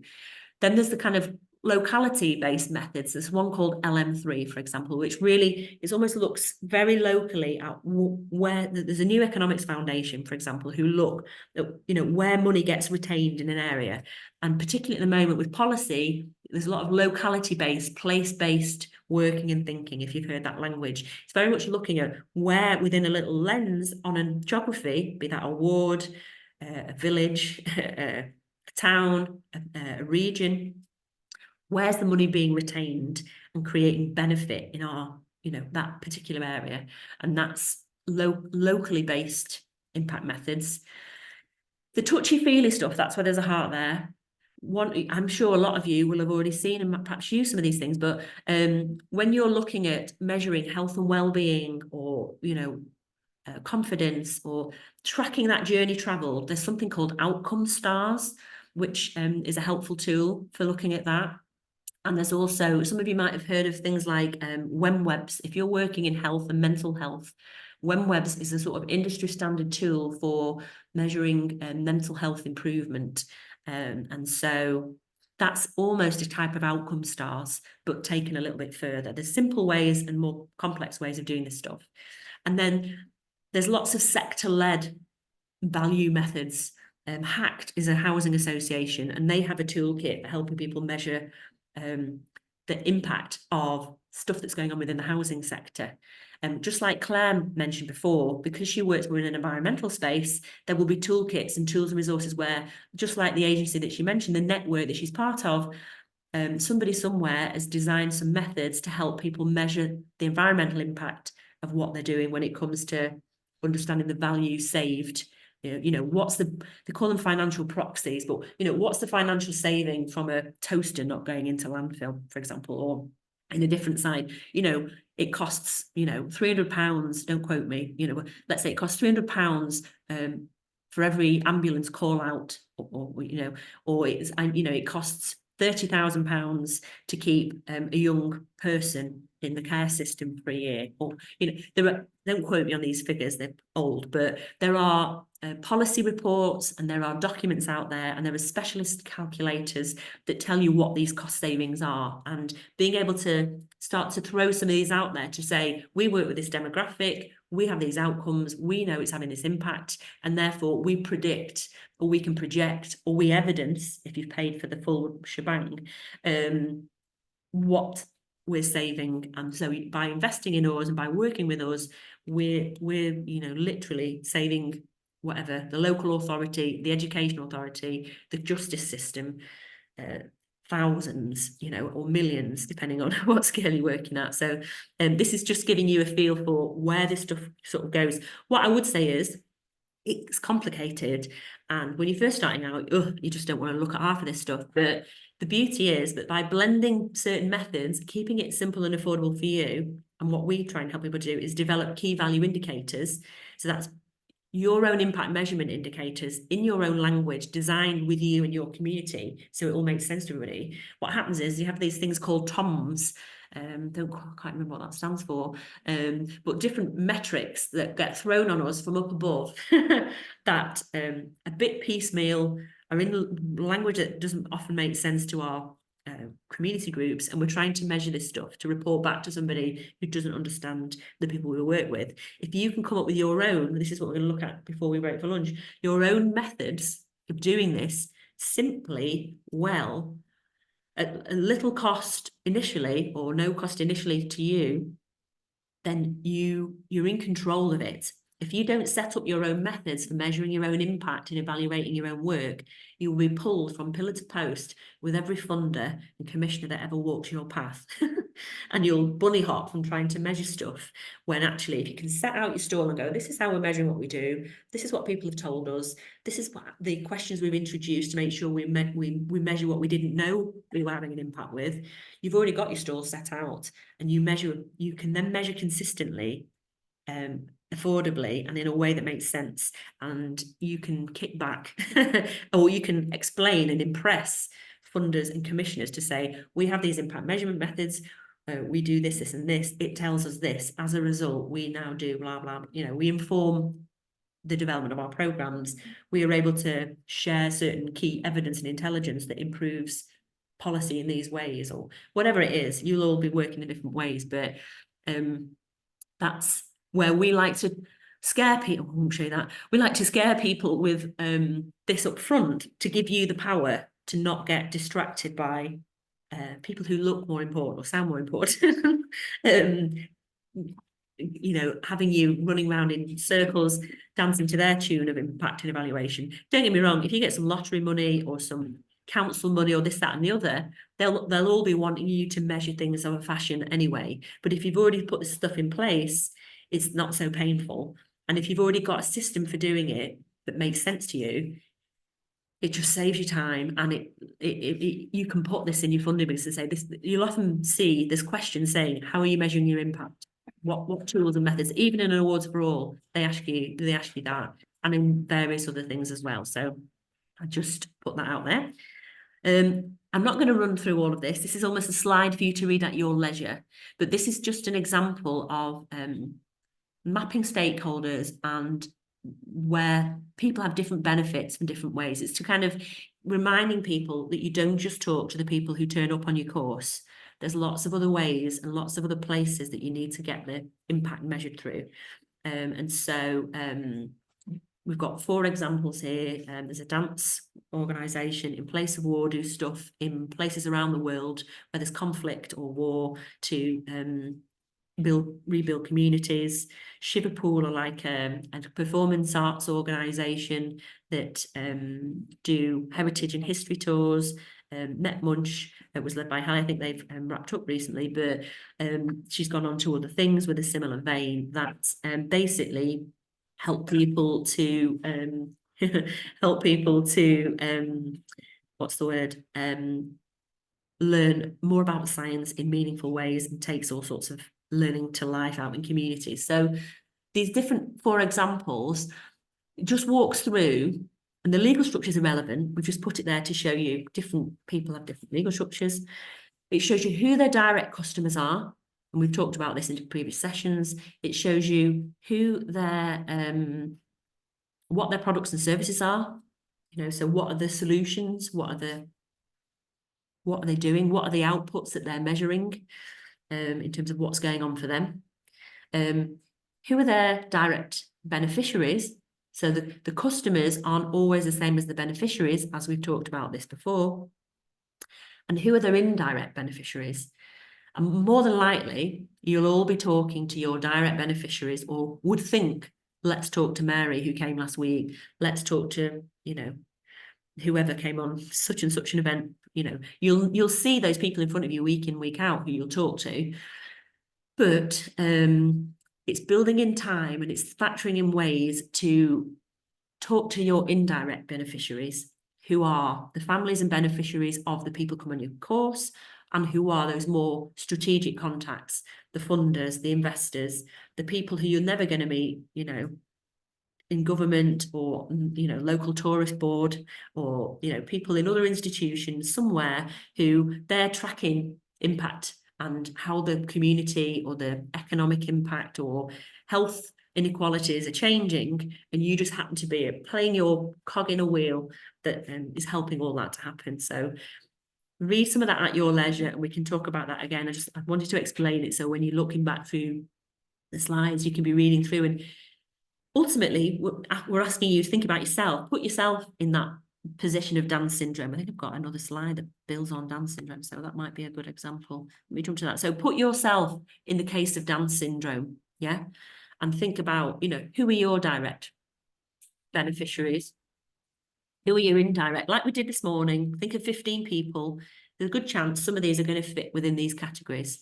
And in Down syndrome's case, you know, it's all of these sorts of things. People who have a dance membership and get involved in their courses, people who come to their performances, people who get involved in their away day type workshops, and their staff, volunteers and board, you know.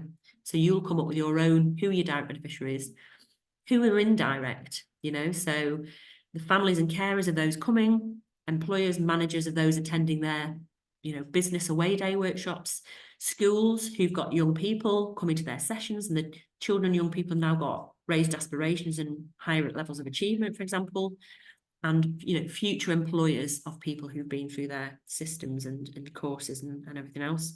And then wider takes us back to that local impact again. You know, local cafes and businesses and venues benefit when performances take place.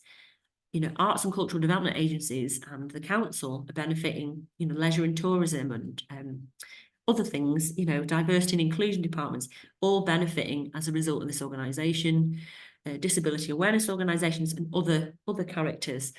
This is just reminding you to think about who else that you maybe haven't thought of yet, you've not talked to yet, you may not meet for another year or two, you may never meet, but they've got an interest in what you're doing, and how you're going to find out what they think about you, your organisation, or the impact that you're trying to make. I'm just jumping around, we're almost at lunch, so I'm just jumping back to how do you get started with this stuff? You know, ultimately, what are your next steps in this sort of process? What we would suggest, just check I'm not missing anything, yeah, we'd suggest that you map down, as you're starting to, a combination of direct, indirect and wider stakeholders. You have a think about, you know, what's your capacity, your time and your budget for doing this stuff. You know, and it might be, oh, this is all too much of a headache, you need to park it. It might be that actually, you know, in a project or a program, you've got to throw in so many hours, so many days of your time, or bring in somebody else to help you, you know, or you buy in somebody else to help you, or you have some volunteers around the edges, whatever it might be. You work with a university or some students. There's loads of ways to get this stuff done, like Joe mentioned and flagged before. There's that element, you know, we're not just floating our own boat here to get you to buy us in later, but you know, we are here and we know lots of other people as well who do good work around impact and value measurement. But at some point when you running, you may want some external support, either to train you or for legitimacy. So large organizations, you can't just create your own social impact and value reports. I mean, you can to a point, but there comes a point where you have to have an independent report, or it looks better if an independent person has come in and created this piece of research or impact report, because A, they'll save you time, and B, they will teach you new ways to do the stuff that you can then repeat over time. But also they give a level of robustness for independent kind of stamping on, you know, somebody else has reviewed what you do and this is the findings type of stuff. That may come in time. Thinking about the ratios of who to involve, you know, don't just go for your easy pickings or your best pals or those people who turn up every week, because they're always going to give you what you want to hear. I think there's a couple of people trying in the waiting room and I can't reach them. I don't know if Aisha or anybody can let them in. I'm just budging stuff. Let me just see. I can try and here we go. I've got them back. So sorry, it's because I'm letting people in. Yeah. So we were just running through how you do this yourself. Like we say, combinations of people, the time and budget you've got for this stuff, whether you want an external agency person, people doing this for robustness and legitimacy, thinking about who to involve in the process and not just going for the low-hanging fruit. You're much better off having people who disengaged with your work, or who you don't know particularly well, or making time to talk to the parents, the carers, the employers, those people who are slightly further detached, but they will tell you a different picture and they will truly evidence the ripple effect that you're having. You're not hearing it firsthand from who came, you're hearing it from somebody else who's now also benefiting from what you're doing. So factoring in some time or a way to do that. And then the other key thing that we recommend people do, if you're going to go to the lengths of measuring your impact and value, you also do some market intelligence, some research alongside that. So the kinds of questions that you ask might be for two different purposes. So I'm going to just jump back to this slide that we were on. We talked through the case study already. We talked through dance syndrome and what they get up to and who their direct, indirect and wider beneficiaries are. I just jumped back a slide because I wanted to sort of pre-context this next part of the table. So if dance syndrome, we're going to go about doing some impact measurement and value measurement, how might they go about it? They decide on the ratios of who they're going to talk to. So we've got our list. Here's the who. It's just a case of putting a name and a contact number or an email address by these people, or pulling up a database to send stuff to get some feedback. But there's so many different ways to engage. I know some of you talked about surveys before and different things. You know, Marilyn talked about benchmarking. So finding out information at the beginning, middle and end. You might have an expression of interest form, an application form. Your impact measurement starts, and your market intelligence, how you need to shape what you're doing, starts there. You include questions there. There's might be one-to-one notes or reports, depending on what you do, case notes, case reports. That's a form of document that you can analyze what people's are saying are benefits from 1 week or 1 month or one session to the next. Surveys is quite clear. A lot of you are already using those. There are ways of putting the right questions on those that we'll come to.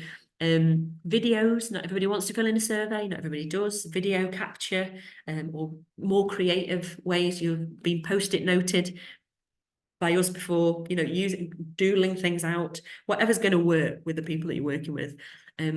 Focus groups are another way, bringing a handful of people that you're working with together. It just sparks other ideas and other feedback, and you can see in the round the kind of highlights and impact that you're having with a group. You can gather feedback on improvement quickly, all sorts of different things. The indirect interviews are often a good way to get hold of people. You know, it might be that you just handpick, or somebody, you know, decides if you're going to choose a handful of these people, is it a survey you're sending them? Are you going to call them for a 20 to 30 minute interview? Is it a focus group? and what else you're doing with people. And the same goes for wider people. Don't think that you can't go and talk to wider people. So, for example, I did the social value report for Levenshulme Market, and we talked and did interviews and whatnot with what was I going to say? We did interviews and all sorts with different people. We did the market stall holders, we did people who come, we did local businesses. So the Levenshulme Market, sadly, it's not running currently. Hopefully it's going to be revived and be out there. But we went to talk to local estate agents. We went to talk to local cafes. We went to talk to different places where businesses that started on the market had then evolved to. So there's a ripple effect, and it's a case of just tracking it and talking to people. Anyway, when you talk to them, what is it you're going to ask? And what you're going to ask is different things to different audiences. The questions are there, and this is as simple as it is. When I said at the start, it's not rocket science. It's not rocket science. You know, you're going to say, you know, how did you come across us? And what do you get involved in? You know, describe what has been of most value. What are the highlights? What have you enjoyed most? What are you now doing differently as a result? You know, and how has that changed things for you? What has now changed or improved as a result of that? That's all you really need to ask at the start, just because, you know, it's keeping it manageable for you, and it's asking very simple questions to them. And that's in the first wave of doing this work, that's really all you need to do. You might add in some additional questions about the demographics, so you can track age or ethnicity or various things to sort of demonstrate the types of people that you're reaching. But it's basically keeping it simple so that you can do it, or that you can task a volunteer or a board member or bring someone in to help. And that's as simple as it needs to be. Whether you do it on one of these methods of engagement or you choose some other sort of combined method is entirely up to you. But the questions that you need to ask are these four, you know, and they relate back to what we were saying about Jenny, you know, in a way. It's as simple as that. Likewise, you'd ask these questions of the direct and indirect stakeholders, but then you'd also do a similar task with the wider, but they're slightly different, aren't they? Because you're not directly benefiting them. So, you know, are they aware of your organisation? If so, what do they value about what you do? Or if not, who else are they working with that does similar things to what you do? You know, what are the main positive impacts that they've observed? So a funder or a commissioner, you know, what are they benefiting from? What have they seen is working? What's the impact they can see you're having? And, you know, how does it compare with other stuff? These are the sorts of questions that you can ask them to start to then piece together your own sort of USP, your own information, and create different kinds of case studies, impact case studies we call them, to use for different methods. So we're nearly at lunch. And this was just a final slide before we take that break. And when we come back after lunch, we're just going to go straight into our impact panel, and so you won't get more chalk and talk from me. Just going to recap and re-walk through what we've just said, because there's a bit in there. So when it's done well, you know, you will do thorough stakeholder engagement mapping. So that's what we said. Who are your top 15 people, or customers, beneficiaries and stakeholders that we've done before? You've already mapped this stuff. You just now need to look back over who you've mapped and think, who might we target or work with to find this stuff out? And you might already be doing it. And hopefully for some of you, this is telling you some of the path that you've already been on, or some new things that you could try, or some bits that you've perhaps not looked at that you can revisit. For those of you who haven't started yet, just look at where are you best to start? You know, it's with the people that you're working with directly, but it's also perhaps including some of those who you don't, to get the bigger picture, and finding out what they value, and focus on measuring what they value, that then helps you develop these key value indicators. You can measure a million things, but actually you're better off measuring what people value, because that's what they're going to come back for. And if they're if they're a direct beneficiary, and that's what they're going to pay you for if they're a customer. And the techniques we've talked about, you've heard from people earlier, you're going to hear from more this afternoon, but interviews, surveys, focus groups, different kinds of things. evaluation forms, I've only got a question mark and exclamation mark because evaluation forms are often rubbish or or they miss things. We're always happy to review people's evaluation forms and documents to help strengthen them and improve them. And really, when they get improved, it's usually getting the right level of demographic data that's not overwhelming, but gets you what you need to know to be able to work with certain clients and funders in future. And it's asking those impact questions, not stopping at the bums on seats and I built my confidence, but then asking, so what then happened as a result? What are you now doing differently? You might give them a whole bunch of tick boxes in time when you learn what your impact you're actually having to check where there are patterns, what's happening as a result. But yeah, we're happy to review people's stuff if they need any help. Outcome stars are measured earlier. We're happy to talk about that again. We've probably got webinars on how you design your own outcome stars or use existing tools like OneWebs. And like we just said, not everybody wants to use SurveyMonkey. Not everybody's good with forms, so other forms of video media and polls and different things can be helpful. Then it gets onto the analysis bit. This is where it starts to get a bit more meaty. So anybody and everybody can do the first two boxes, and I would argue most of you can do this next one as well. That's why we've color coded these. I'd say most people can do this stuff if they've got the time and the inclination and some level of skill and training to do it. So you start to analyze what you've got there to create certain stats, to show different types of what we call benchmarking jumps. So beginning, middle and end, and how the journey traveled has improved or otherwise over time. You start to pull out quotes and testimonials, case studies, impact case studies. You summarize existing data. So as much as you've finding out from all these people what they know and what they want and what they've improved on and what the highlights have been for them. So you've got your own personal information from your beneficiaries. There's all sorts of information sitting online. Even if you've got no hours in the day to measure the impact of your work, you can align yourself with policy priorities. So if you're working in health or working with children with special educational needs or helping kids with healthy eating, whatever it is, there's oodles of reports that are already telling you, 1 in 4 of us have got a mental health problem. This amount of money is being spent, to stop this, that, and the other from happening. There are oodles of reports out there. We've talked about it as PESTLE research before, but you can just look at other people's reports and explain the work that we do contributes to supporting this kind of impact, and this is the reason and this is why. So it's just the point there that you can summarize existing data that's out there. You may also have done loads of evaluation work yourself already, and just having somebody really just review what existing data you've got internally and externally can help. Further down the line, like Claire mentioned before, you start to then evidence the cost. And so these social finance proxies, they're called, and other tools and calculators, and ways of costing up what you're saving the public purse is possible in lots of ways. Once you've done the first bit, you get in some specialists to help you with finding out the rest. And like I just said, link into these policy priorities to show that what's,